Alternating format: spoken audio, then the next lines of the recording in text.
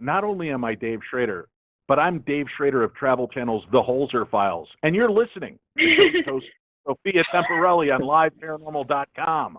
I feel left out. I wanted to throw myself into your mix of voiceovers now. Today we have on the cast of Destination Fear on Travel Channel. They are here to celebrate the launch of Travel Channel's Destination Fear series premiere with the cast of investigators Dakota Laden, Chelsea Laden, and Tanner Wiseman. I want to thank Travel Channel for making today's interview possible. And everyone visit on Twitter, Instagram at Destination Fear, at Dakota Laden, at Dakota Laden 7, at Chelsea Laden, at Tanner_Wiseman, at Travel Channel, and hashtag Destination Fear. Let's welcome them into the show. Hey, what's up, guys? How's it going, everybody? Hey. Thank you for coming on. Doing? Happy birthday, Tanner. Yeah. Oh, well, thank you. Appreciate that. Yeah, it's a pretty cool day today.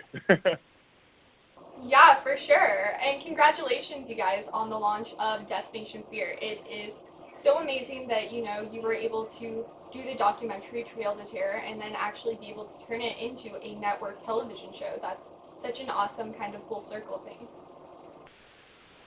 Well, thank you very much, and congratulations on 8 years. I know I've been on your show for at least the last 4 or 5, and just been watching you grow too. Has been pretty crazy.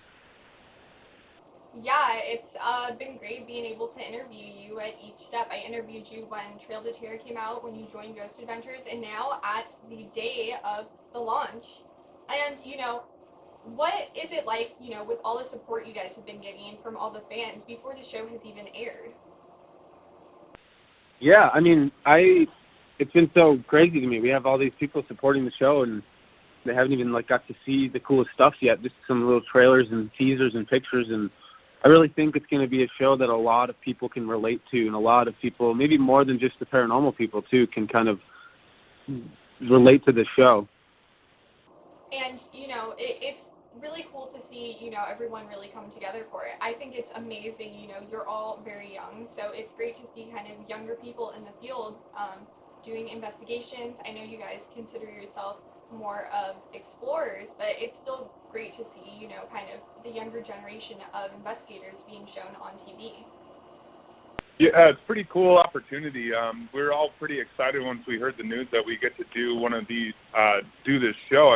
We started off doing this as kind of a hobby when we were kids, just finding out the local ghost stories and different hauntings around the state. So when we got to turn this into a documentary 4 years ago, and then later on turning it into a show, it's just been a dream come true.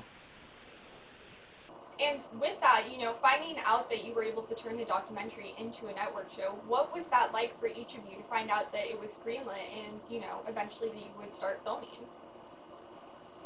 Well, when Dakota first kind of started the documentary, this was never something that we really had, big expectations for. We were just doing this as a project. It's kind of like a passion project that all of us, wanted to do, and we didn't really know what the future held for this concept. So when we were presented with the opportunity to actually turn it into a TV show, it was actually mind-blowing and such an incredible moment for all of us. We all feel so thankful to be able to do this. I don't know about you guys, but I was pretty blown away by it. Yeah, I was pretty dang amped up. One of the hard things is with any show, any idea is sticking to the vision and keeping it the same. And one thing I'm really proud of with Destination Fear is it's almost a 99% replica of what we did for the documentary Trail to Terror. It's almost the same exact thing. And so we really stuck to the vision and stuck to what we wanted, what we set out to do several years ago. And I know you guys go to some insanely haunted locations. I know that you also return to a location that isn't necessarily Chelsea's favorite. What is it like for each of you, mainly Tanner and Chelsea, because you know where they're going, Dakota, but what is it like for you guys walking into places that you have no idea? Do you feel like it helps you better when you go through the place not really having time to think about what actually happened at the location? we had this conversation like among the group so many times. Like we were always kind of weighing the pros and cons to knowing where you were going, and then not knowing. And Dakota like held this burden the whole time, where he knew where we were going this whole time, and he knew all the terrible things that happened there, and he knew how notoriously haunted these locations were. But there were points during the road trip where I was just thankful that I didn't know. Those days where the travel days where, we weren't necessarily going there and we didn't know, and we could actually kind of enjoy moments of the trip when we really didn't have that information. But the night we found out 24 hours beforehand, and, it's that whole 24 hours now that you're catching up and realizing where you're going and, listening to all these stories, and it really, it's just enough time to make you, like, really understand the intensity of these places. And I think that Dakota, constructed it to be like that, where we find out when everyone else finds out, and it's pretty crazy. I can imagine not, being able to go to a location and just kind of having that clean slate when you first see it, and then, being able to actually read the backstory at the location. Normally when you do investigations, you do that beforehand. So I'm sure it's just kind of a different type of connection to actually being able to read what happens at the same moment you're on the premises of where all of this actually went down. And we're so close to each other. We're always with each other. So it's so weird that Dakota knows this information and we don't. Like, you can tell that he just wants to tell us the whole time, but he has to stick to his his rules. And I think that's kind of such an interesting part too, because you can just always tell Dakota just has so much more on his mind than us. Wouldn't you say, Dakota? Yeah, I mean, 100%. I don't know, I thought it was cool for me because I gave them enough time to understand where we were going, but really not enough time to prepare. And so for me, I had months to prepare for each of these places. So I definitely had an advantage going in. But yeah, I mean, there's many, many times on and off camera where I wanted so badly just to be able to tell them, some of these places where we went to, I mean, all of them were on my bucket list, but there are like 4 of them in particular that no one else has ever been allowed to, and we're like the first like TV show. There's been investigations but no shows, and places that I've wanted to go my whole life. So, we're getting closer and closer to this place, and I'm like about to just scream with excitement how excited I am, and I can't say anything to my best friends yet till we get closer. It was interesting. With traveling in an RV, I know you guys were talking about what a close bond you have. What is it like being able to grow up together and then actually develop this whole new bond that is something most people never go through in their life, where they're going into that intense fear? Do you feel like it helps you kind of calm you down when you're in a scary situation, knowing that someone you're very close to is in the same building as you, or does it not change the fear factor? No, I think that this would be probably impossible if you just got a bunch of random people and threw them onto this road trip. I think having this bond that we've had, ever since we've been born, was a big, huge factor on helping us get all the way through. Because this is a continuous road trip, and it gets harder and harder as it goes. And, you need someone that you're comfortable with to be able to talk to and kind of get through it as well. It was just one of those crazy rides that you definitely needed the support from your best friends. Yeah, it was interesting to see, like, every single day that we were on the road, it was just bound to happen that one of us was going to have an off day, or, one of us was going to be feeling the effects of these locations more than the others. And, this is, we look at this kind of like a team approach. Like, we're doing this to make, like, as a challenge for all of us and to make sure that we all can, like, complete this. And just going off your question, like, we definitely need each other while doing this type of trip. And just in addition to that, I don't have a lot of on-camera experience. This was one of, the biggest things I've ever done on camera. So just knowing that everyone filming and that everyone really on set was all my really close friends and family didn't make it feel like a TV show at all. It made it feel like we were just doing what we would normally do as, when we were younger, growing up. So it was that added to it too, I think.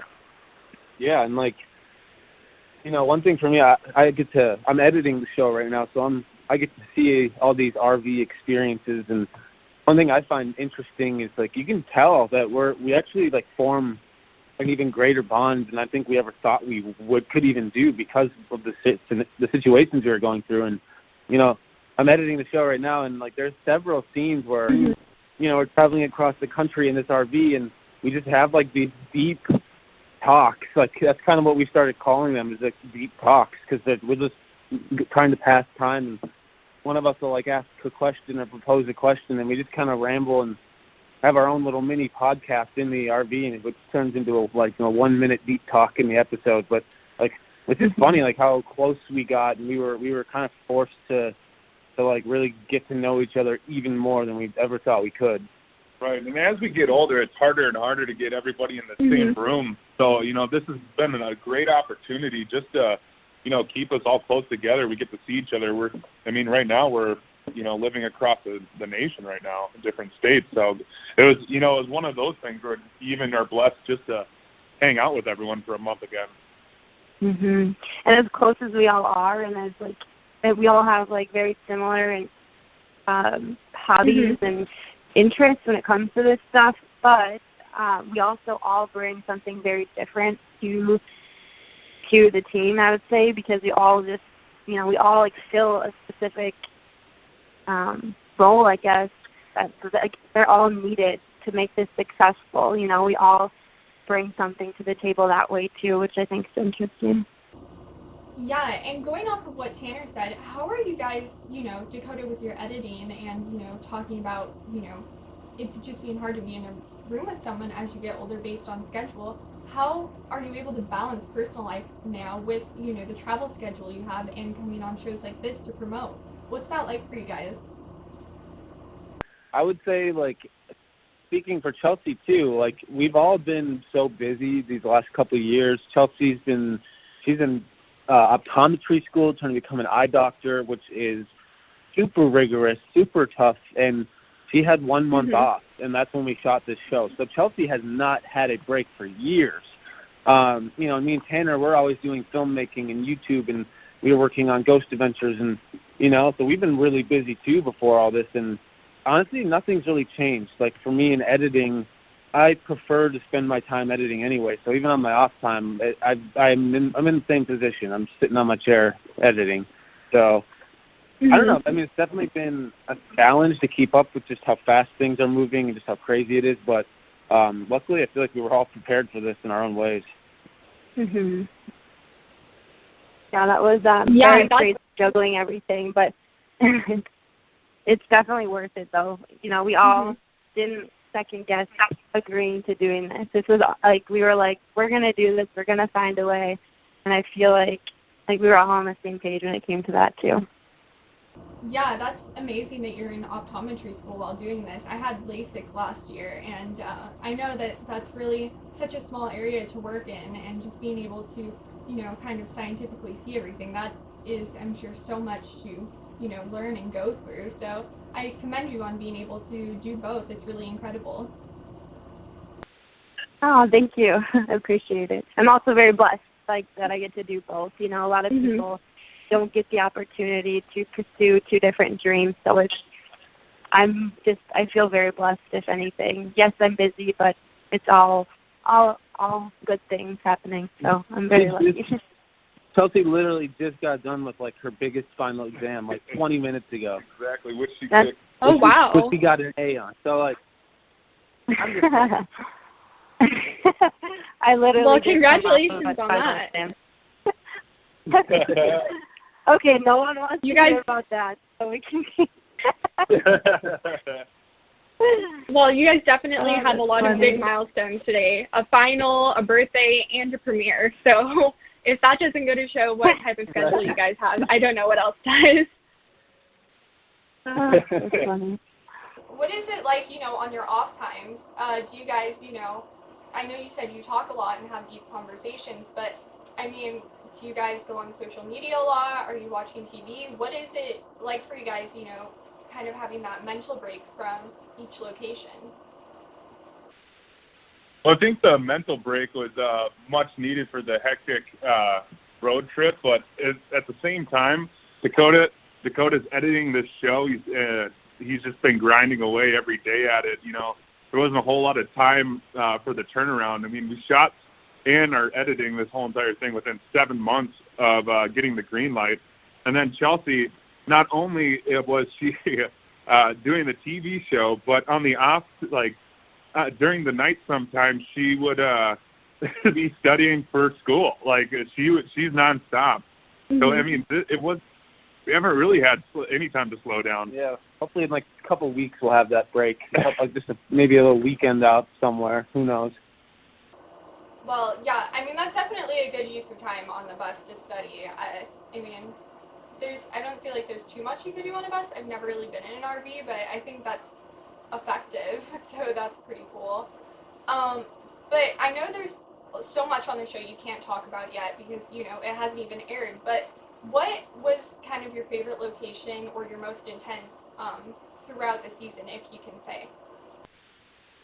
Yeah, I know so I'll pass this around to everyone. We all had our own experiences. Every night it seemed like it was like a bad night for someone specific. For me, this isn't giving anything away. I won't say what happened to me, but we were at Moundsville Penitentiary in West Virginia, which is probably one of the more famous locations we went to. The rest, we really tried to find places no one has heard of, but are locally terrifyingly haunted. And I was just kind of underestimating that place, and I had an experience there that I don't think I'm ever going to forget. That one got me. I don't want to say what happened, but people are going to be surprised when they see that one. What about you, Chelsea? Mine was the Statler Hotel in Buffalo, New York.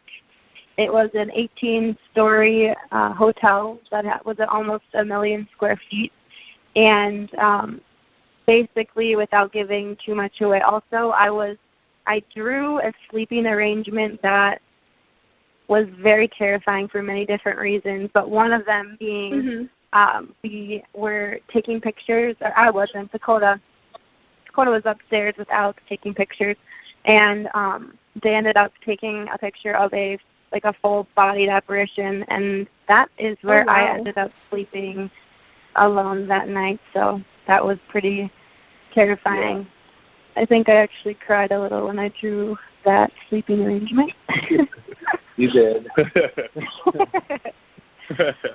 And then for me, I would say night 3, Sweet Spring Sanitarium. That night is where I think it freaked me out the most, just because when we all separated, we were in the basement, and Chelsea and I heard such loud, audible talking, and that I thought that there was actual people downstairs. And when I called everybody to kind of do a clean sweep just to make sure no one was in the building with us, we opened up drawers, we opened up different closets, lifted up tarps even, and there's no one in the basement with us. But we all went back to our sleeping locations, and the voices got louder and more audible, and that night stuck in my mind because I still don't know how that happened. That one was not only crazy for Tanner, but it was night 3, and we'd had some creepy stuff happen up until then. But this was the one that really made us question everything. We're only on our 3rd night, and we have 7 more to go. It was just it was scary. And then if Alex were on the phone right now, Alex is definitely our 4th member for sure. He spent every single night in there with us. He slept alone with us, and Alex would definitely say the Fairfield County Infirmary, and I think we can all attest as a group was probably our craziest experience and thing caught on camera. Definitely. Yeah, let's just say something happened that was much different than any other night. Yeah. Yeah, I can't wait for people to see that episode. That one's Me wild. too. Well, I definitely can't wait to see all of the evidence you capture. But, with everything crazy that goes on in an investigation, is there anything each of you or collectively do as means of protection before, during, or after an investigation? I mean, honestly, like, we all kind of have our own little private rituals, things that we personally, and you can tell when we're all doing it. It's usually the next morning, and we all just kind of go into our own zone. And, once we get picked up at these locations, there's a lot of silence after that, and just everyone has their own way of cleansing. And, that we don't do anything as a group together, but that's just because everyone kind of needs that. We don't have much time until we're moving on right to the next location, and like, there's not much time to rebound and reset until you're processing a whole new dark history, a whole new location. And so, I don't know, we all, those mornings when we get picked up, we all kind of let each other be for a little while, and just everyone had their own ways of getting around it and getting through it. And some of it was just talking to each other, and just, like Tanner had that experience night 3, and we put it on a computer because just so he could hear it, to make sure what he heard was real and he wasn't going crazy. He heard it, and then, for the next 10 hours, that whole day, that's, like, all we talked about. And just to, like, I felt like that was one of the big ways of healing, was just everyone throwing in their 2 cents on what they think it could have been and how is that possible. And, it would have, honestly, thinking about it now, like, we should have had, like, some sort of, like, paranormal, like, I don't know, someone who really knows a lot about the paranormal who we could have called, because we had so many questions. Yeah, I mean, there's so many unknowns with the field. It's really just kind of a discovery every time you investigate, no matter how long you go. I mean, you learn something new. What works, what doesn't. It's so many variables. So it's cool that you guys are able to switch that up, night after night, so you can kind of see real time what works and what doesn't from each location.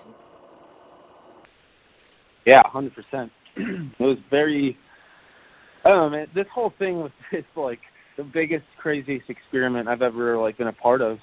And, I was supposed to be the one who knew everything. And not going to lie, there were times where I had to just, like, totally shut up, because if I said anything, showed how unconfident I was to the group. I feel like there were times where I'm like, oh my gosh, I'm doubting everything.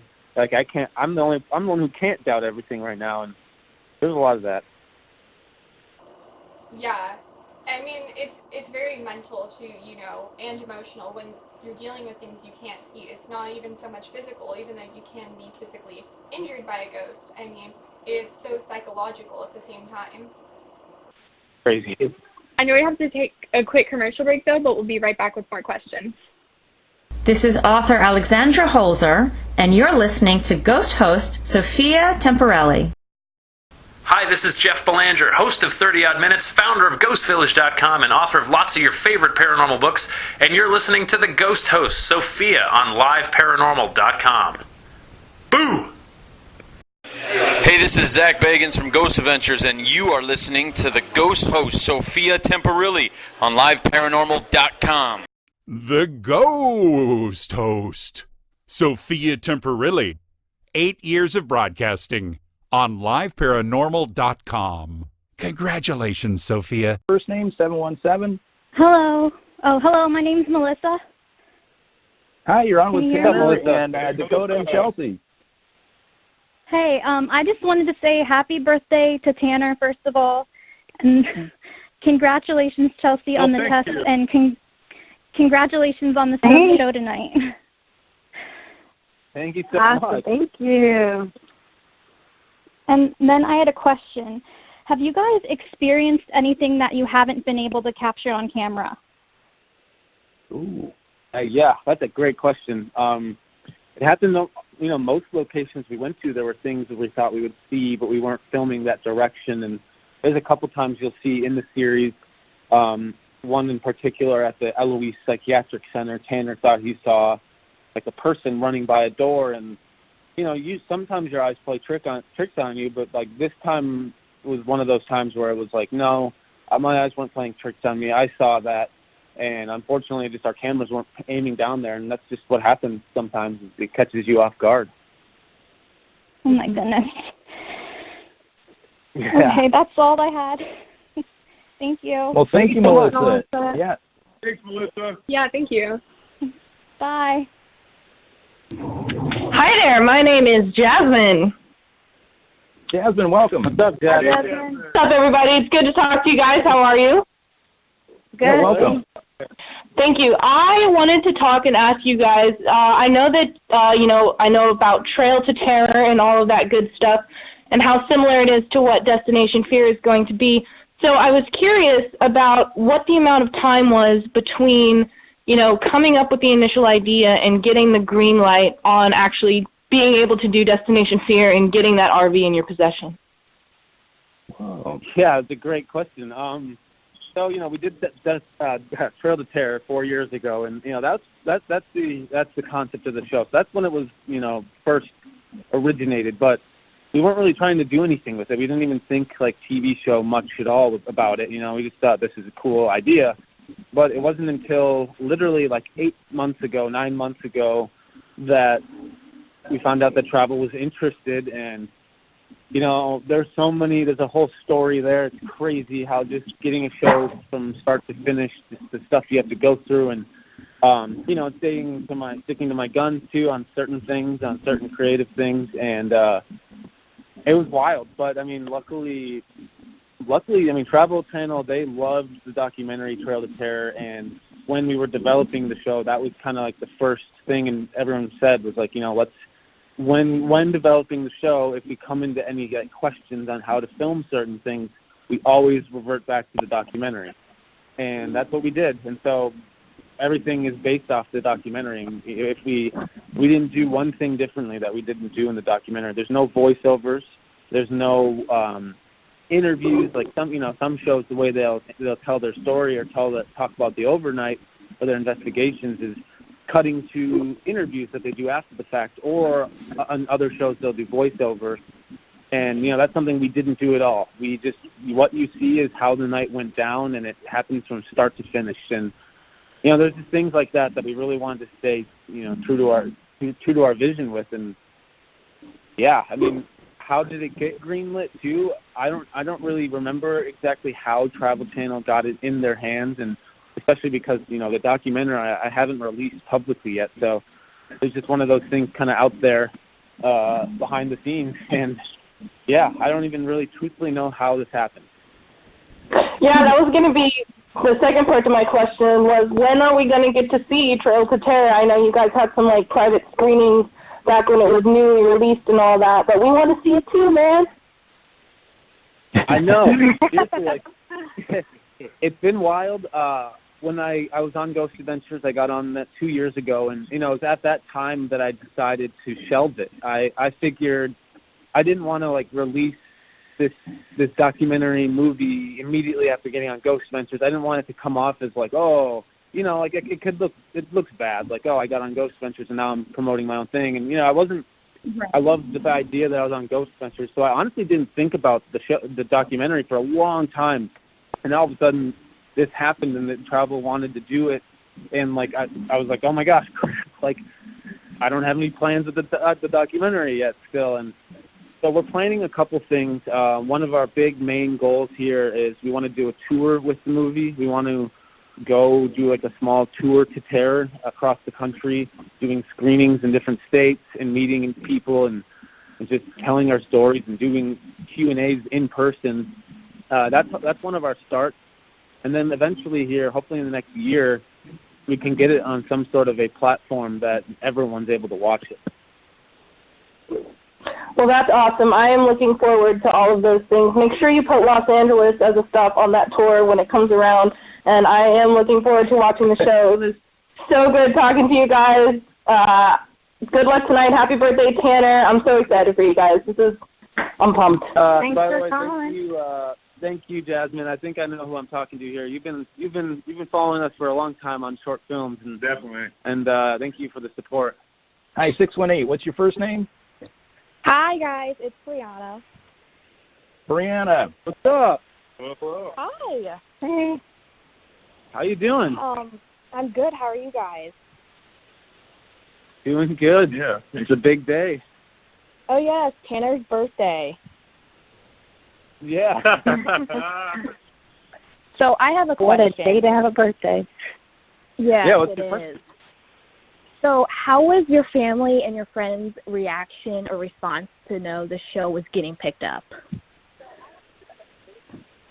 Oh, I mean, I think everyone was just kind of, I'll speak from like my friends and family, everyone was freaking out, and, you know, they're very excited for us, and, you know, they know the concept, so they're also very worried because we are going to the 10 top scariest places in America, and, you know, with that comes, you know, a little bit of troublesome, so, you know, there's a little bit of worriness when it comes to going to these places, but, you know, this has been such a big dream of all of ours, and it's such an amazing opportunity that, you know, everyone was just so supportive, and, you know, but then I talked to a couple of my friends, and a lot of them were just like, I don't know how you guys got through all that. I don't know how you did that. Even just showing them a couple pictures of some of the locations, you know, a lot of people are like, no way could I ever do that. And then, yeah, I don't know if anyone else wants to jump in. I had a very similar story on my end. Just, you know, ever since we did the documentary, I always have those stories to tell. So anyone who knows me, anyone who's close to me, any friends or family, they all know that story. So just kind of sharing that excitement with them was like so amazing. I think that's one of the best parts about this, you know, now that it's coming to fruition, is just how much, you know, excitement is spread throughout, you know, family and friends. And, you know, a lot of people cannot believe that I did this either. Like, I am not any more qualified to do this than anyone else.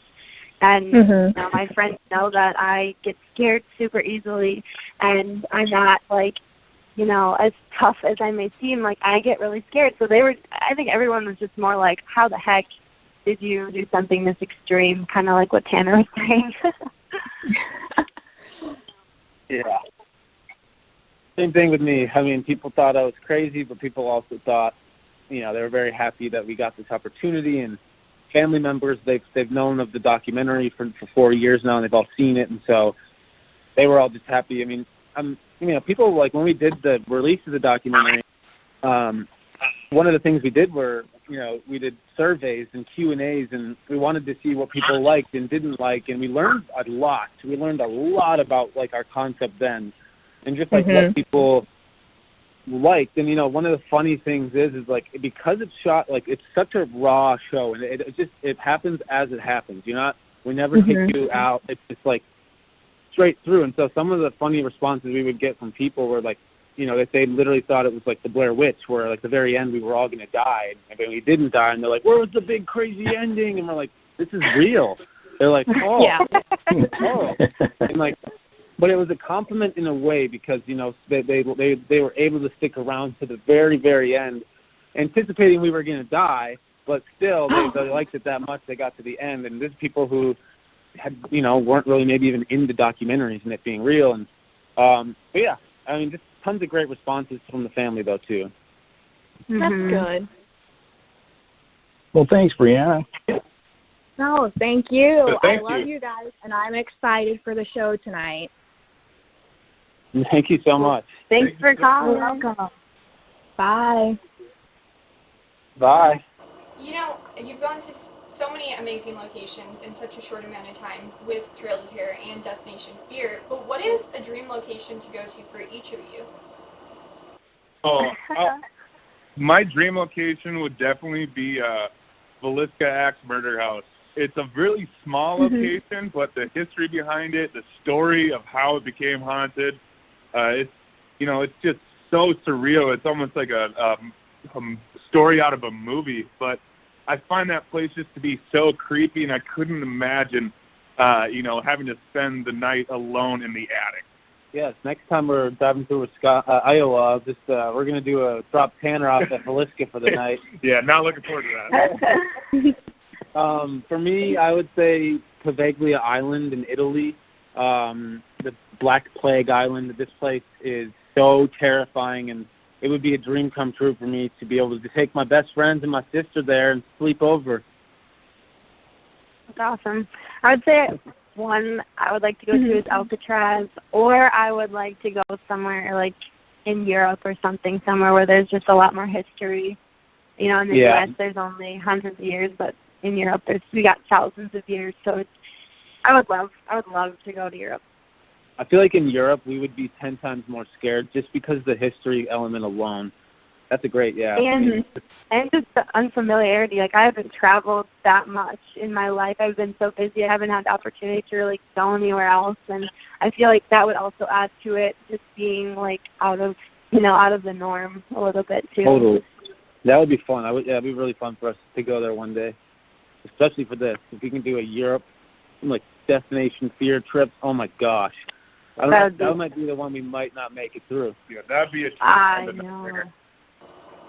But, during an investigation, what is, like, your favorite piece of equipment to utilize? I know, Dakota, in the original Trail to Terror, you didn't really use equipment, but is there anything that you kind of liked when you worked on Ghost Adventures or that you use now?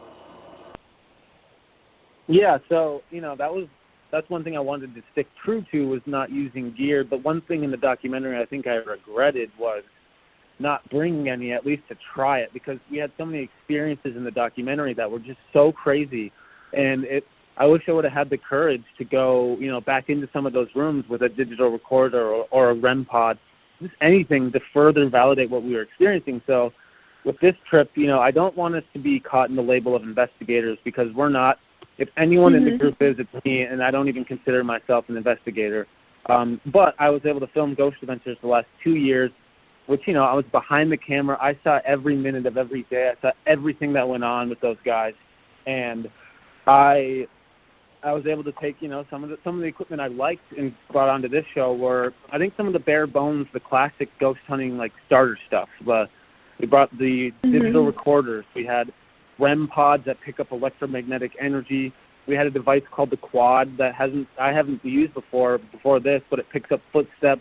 That was one thing, we're always hearing footsteps. Oh, wow. Great to document footsteps. And the Ovulus we used, that one was just more of like, to me, I kind of consider the Ovulus not a Ouija board, because it's not, I don't think it's evil, but it's kind of like that, similar, where you're getting a word. And, for us, the weirdest thing, you'll see episode 1 with the Ovulus, we turn it on, and for 2 hours we got absolutely nothing. And we were, like, ready to turn it off, and all of a sudden it decided to say 5 things really fast.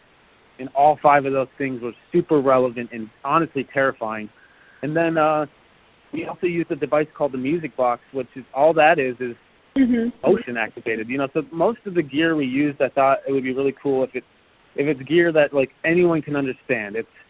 It's motion activated, so this is just an alarm system, or it picks up electromagnetic energy, which is just natural, and if there's a plethora of electromagnetic energy, which people believe are spirits, that's raised some alarms. And so most of the gear I tried to make it as relatable as possible, but it wasn't like we went into these buildings too with the gear out. We waited until we thought, okay, it's time to break out something, because that room is crazy haunted and we need to go get answers now. And we were at these locations for 12 and a half hours every single night. And so our first 4 or 5 hours is just exploring and feeling. And usually a couple hours before we would go to sleep is when we would try to bring out gear, go back to the rooms, we have questions. And it was just done in a very interesting way. I wanted to keep it relatable to people who might not be in love with, ghost hunting and ghost hunting equipment, but also just for me personally, I couldn't not do it. I had to put this stuff to the test. Yeah, for sure. And Tanner, Chelsea, what was your favorite piece of equipment? I know mine. Mine is very obvious right off the bat which one's mine, but I think Tanner and I have the same favorite. Most likely, you say it. My favorite's the Ovulus, and it is just, there's something about, so Ovulus is the, Dakota, you could probably give us a little bit better explanation of it. It's just, it has a word database inside of it. And, some people might think like, oh, it's just spitting off words all the time. So that's, that's one thing Chelsea thought going into it. She's like, okay, night 1, she's like, let's try this thing out, being skeptical, which is great. It's a great trait to have. And, we turn this thing on, and the belief is that spirits can manipulate frequencies. That's why most gear works the way it does, is the belief that spirits can manipulate frequencies. So the belief is they can manipulate the frequencies in this device to choose whatever word it wants. And so, yeah, that's how it works. Yeah, no, And essentially, sorry. Oh, yeah, I was just going to say, I would also have to say, like, just ourselves being in there. I mean, you're able to have different, when you walk into different rooms, like, your mood can change, and, like, you can feel that something's watching you, and or just listening for audible responses or anything like that. But then you put that even to the test after you hear something so bizarre that you break out this ovulus, and, you know, all of a sudden it has pretty, like, intelligent responses to the questions you're asking. And, you know, we did turn this thing on, and it wouldn't go off, and it didn't just spit out random words. I mean, there was a point where we had it on for 2 hours, and we thought it was broken because it wasn't saying anything. And then, like you'll see tonight, all of a sudden, it just starts spitting out a bunch of relative words in a sequence that's very, very scary. Yeah, it definitely caught me off guard. You know, like Dakota said, I kind of went in there with some skepticism, just not really knowing, you know, not really super familiar with the equipment, but also, you know, questioning it a little bit. And then I think I had my guards a little bit too down, essentially, and you can definitely tell that in the first show for sure. It was very frightening. Well, I definitely can't wait to watch tonight's episode. I know we're coming towards the end of the show, but are there any websites, upcoming interviews, or events that each of you would like to mention? I mean, if anyone wants to go to my website, DAKOTALADEN.com, we're always throwing, like, little contests right now, giveaways. We'll be giving away, like, flashlights from the trip. We'll be giving away some of the respirators we used from the trip, some posters, and just, like, fun memorabilia stuff. So definitely the Dakota Laden website. And then if anyone wants to go follow our Destination Fear on Instagram, @DestinationFear, or on Twitter, @DestinationFear, if you go to both those pages, you'll be able to then find all of our personal pages from there. We have a Facebook Live today at 6 p.m. Central, and that's going to be through the Travel Channel Facebook page. Yeah, so we'll that's going to be today. That'll be fun. Very cool. Well, congratulations on the upcoming premiere tonight, and thank you all so much for coming on today. It was great talking to you all, and yeah, congratulations again. And happy birthday, Tanner. Thank you. Oh, well, thank you. Happy birthday, Tanner. Oh, yeah. Also, make sure you guys watch the premiere. Yeah. Yes, watch the premiere. Thank you so much for having us.